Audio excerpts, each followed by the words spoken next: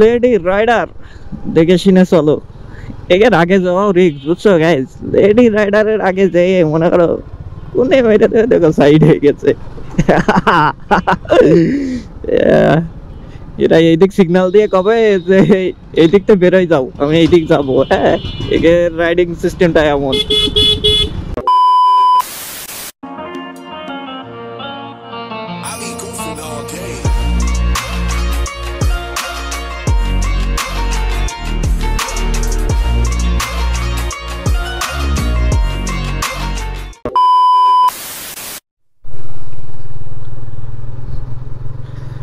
So hey guys, আসসালামু আলাইকুম। I hope কি গাইজ সবাই ভালো আছেন। তো আজকে যাচ্ছি একটু হোন্ডা শোরুমে অথবা FZ V4 নিয়ে আজকে কিছু কথা বলবো। কারণ দুইটা বাইকের ভিতরেই কিছু কম্পেয়ার নিয়ে কথা বলবো। তো তার আগে হোন্ডা শোরুমে বাইক আছে কিনা ওটা দেখতে হবে। আর একটা ব্যাগ দেখছি, বুঝছো গাইজ, অনলাইনে একটা ব্যাগ দেখছি। এই ব্যাগটা নেওয়ার দরকার। হেভি ব্যাগটা, ছোটখাটোর ভিতরে এই পিঠে রয়েছে, এর থেকে মনে করো অর্ধেক সাইজ, কিন্তু ব্যাগটা হেভি সুন্দর দেখতে। রাইডিং একটা জ্যাকেটের ভিতর, মানে রাইডিং জ্যাকেট বলছি, রাইডিং একটা ফিল বাবা এই ব্যাগে। সুন্দর একটা ইয়ে আছে তোমার, হচ্ছে ব্যাগটার মনে করো ঘাড়ের সাথে লেগে থাকে। আর যে ইয়েগুলো, ওগুলো একটু বড়, দেখতে ভালোই, খারাপ না। তো যাই হোক, এখন যাব হচ্ছে আমি প্রথমে হোন্ডা শোরুমে যাওয়ার আগে যদি আগে হাটের রাস্তার ভিতর যাওয়া লাগতে পারে, আই থিঙ্ক আগে হাটের রাস্তায় যাইতে পারি। কারণ কার্ড দিছিলাম, কার্ড তো আনতে পারি না, একটা কার্ড ডিজাইন করতে দিচ্ছি। তো চলো যাওয়া যাক। আর যেহেতু ইয়ামাহার শোরুম এই সাইডেই আছে, আর করতে উঠেই আমার FZ4 আর FZS-V4 আর হচ্ছে ইয়ে হোন্ডা হর্নেট 2.0। যদি এই দুইটা বাইকের ভিতর কম্পেয়ার করা হয়, তো দুইটার ভিতরে বাইকের যে মূল্য সেটা হচ্ছে তোমার হোন্ডা হর্নেট 2.0 এর দাম হচ্ছে 2,89,000, আর FZS ভার্সন 4 সেটা হচ্ছে 3 লাখ টাকা। তো দুইটার ভিতর কম্পেয়ার করলে পরে আই থিঙ্ক এটা হচ্ছে 150 সিসির, আর একটা হচ্ছে 184.4 সিসির, মানে প্রায় 80 সিসির। তো আই থিঙ্ক আমি মনে করি যে হোন্ডা হর্নেট নেওয়ায় তাই দুটোর ভিতরে ভালো। তারপরেও কেন ভালো, কি বৃত্তান্ত, সেই বিষয় নিয়েই আজকে কথা বলবো। কারণ হোন্ডার হর্নেট হচ্ছে সিঙ্গেল চ্যানেল ABS আছে, এটাও সিঙ্গেল চ্যানেল ABS। এটা হচ্ছে ফুয়েল আছে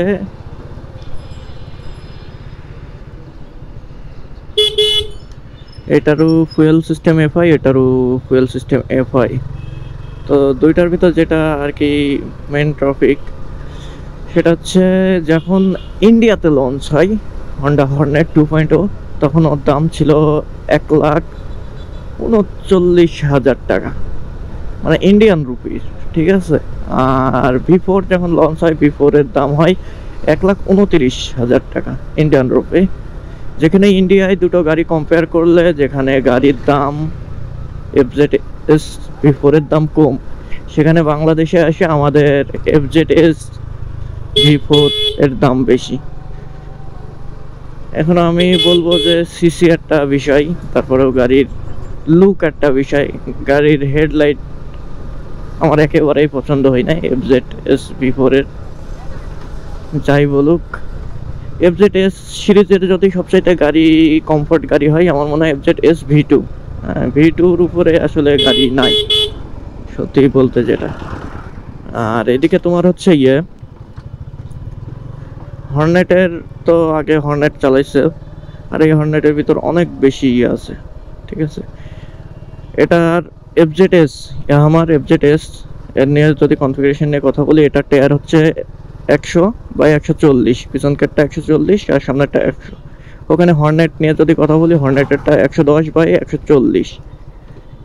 আর এখানে মাইলেজ হিসাব করলে পারে ক্লেম অফিসিয়াল দেখাচ্ছে FZS এ 48 আর এসে 45 হর্নেটে। যেহেতু হায়ার সিসির একটা ফিল পাবা, সেক্ষেত্রে তো একটু কম তো হবেই। তারপরে 45 আর 48 আমার মনে হয় আহামরি ডিফারেন্স না, যদি কেউ অনেক ডিফারেন্স মনে করে।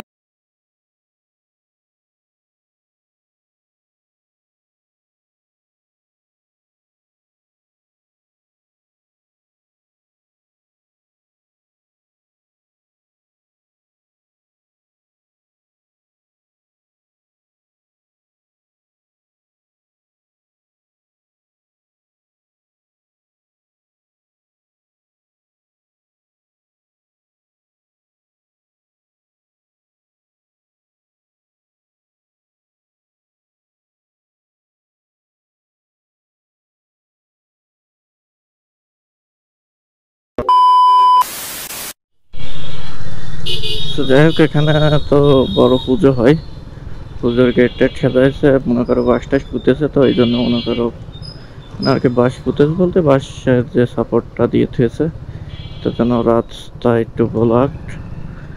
আর জাম তো হবেই পুজোর ভিতরে, বোঝোই তো একটা পুজোর ইমেজ আছে।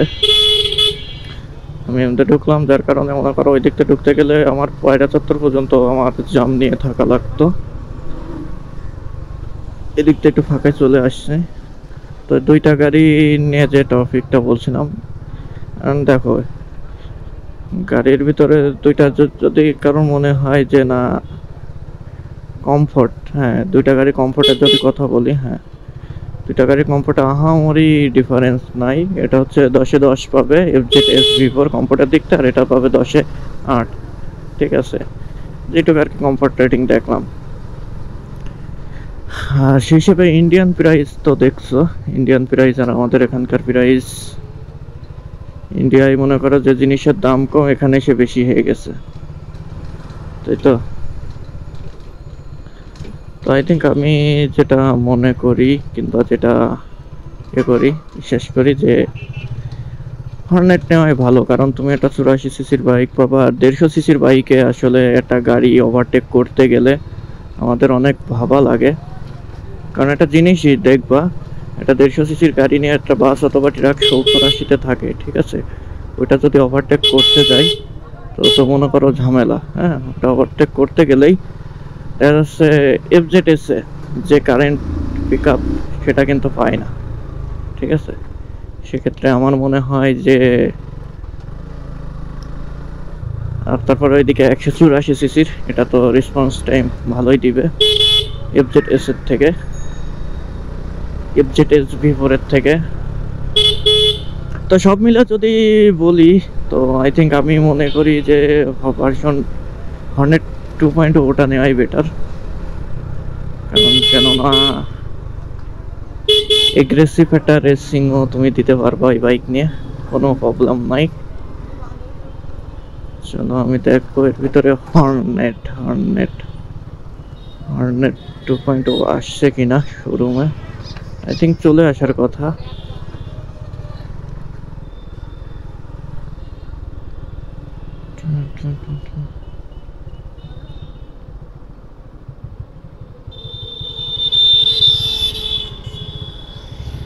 না বুঝলাম না, শোরুমে এখনো গাড়ি আসে নাই, ডিসপ্লে তো দেবে।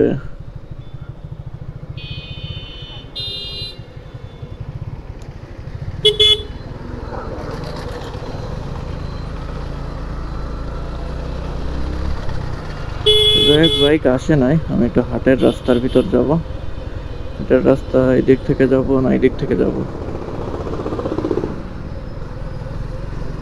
ভিতর দিয়ে যাই হাটের রাস্তায়। কারণ কেননা এদিক থেকে গেলে ভিড় হইলে আমার আবার সেই ঝামেলায় পড়তে হবে।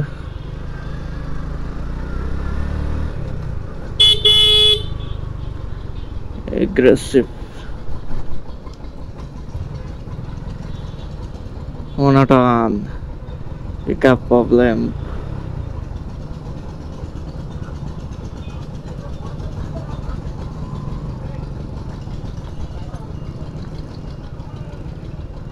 এদিক থেকে গেলে পারে ওই রোড দিয়ে, হ্যাঁ এদিক থেকে গেলেই তো যাইতে পারছি, খামাখা কেন অত ঘুরবো।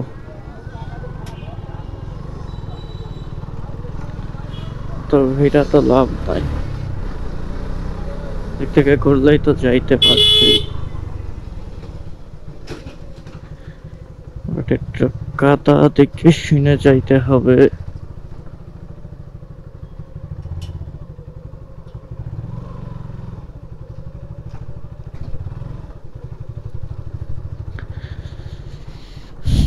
যাই হোক, দুইটা গাড়ির ভিতরতে ভার্সন এফজেডএস গাড়ি আসলে সত্যি কথা আমার যেগুলো গাড়ি আমাদের দেশে ওভার প্রাইস কেন জানি মনে হয়। হর্নেটের দামটা ওইটু কমানোর দরকার ছিল, 2 লাখ, যেখানে ইন্ডিয়ায় হর্নেটের দাম 10,000 বেশি, সেখানে এখানে এসে 10,000 কম।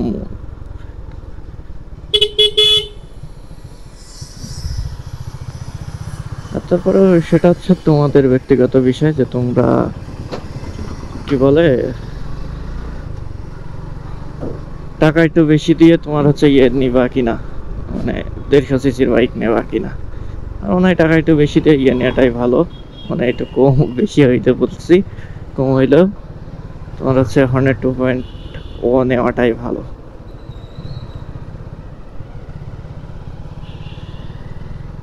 আর বাইকের কর্নারিং করেও সবগুলো মজা। এই দুইটা বাইকের ভিতর যদি কম্পেয়ার করা হয় তো আই থিঙ্ক ভার্সন 2.0 ওটাই সব থেকে বেটার চয়েস।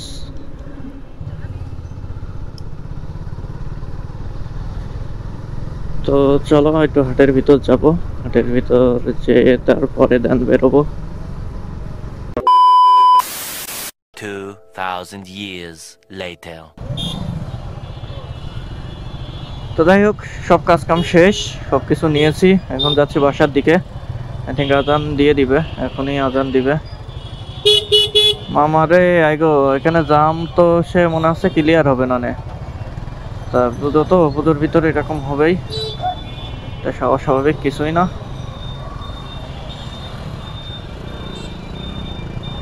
অস্বাভাবিক কিছুই না, জামটা ক্লিয়ার হইলেই।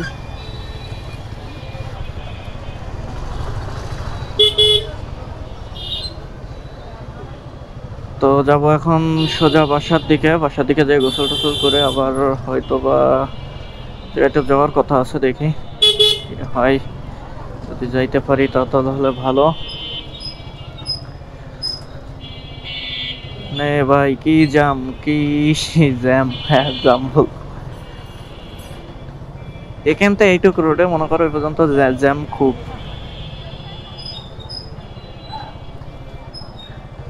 চলো রে চলো, জোরে চলো। তো যাই হোক, আমার মোতাবে যদি আমি এই দুটো গাড়ির ভিতরে যেটা তো বললাম হন্ডা হর্নেট 2.0 আর এফজেডএস V4, এই দুটোর ভিতরতে আমি যদি নিয়ে আর বলতাম তাহলে অবশ্যই আমি হর্নেট 2.0 নিতাম। কারণ গাড়িটার লুকসও যেরকম, আর গাড়িটার কন্ট্রোলও ভালো, ব্রেকিং ভালো, সব দিক থেকে। আবার ক্লাস আগের ক্লাসের থেকে এখনকার ক্লাস ইমপ্রুভ করছে, যার কারণে ক্লাসটাও সফট, এটা টাইট না যেমন জিক্সারে। আমার কিন্তু মনোটন জিক্সারে ক্লাস টাইট, কিন্তু ওটা অত টাইট না। তো যাই হোক, সব মিলে ভালো গাড়িটা। যদি আপনার বাজেট 3 লাখ থাকে নাম্বার প্লেট সহ, তাহলে আমি মনে করব যে হন্ডা হর্নেট 2.0 এটা ভালো ডিল। তো যাই হোক, আজকের ভিডিওটা এই পর্যন্তই। যদি ভিডিওটা ভালো লাগে তাহলে অবশ্যই ভিডিওতে লাইক করবেন, আর আমাদের পেজে নতুন হয়ে থাকলে অবশ্যই পেজটি ফলো করবেন।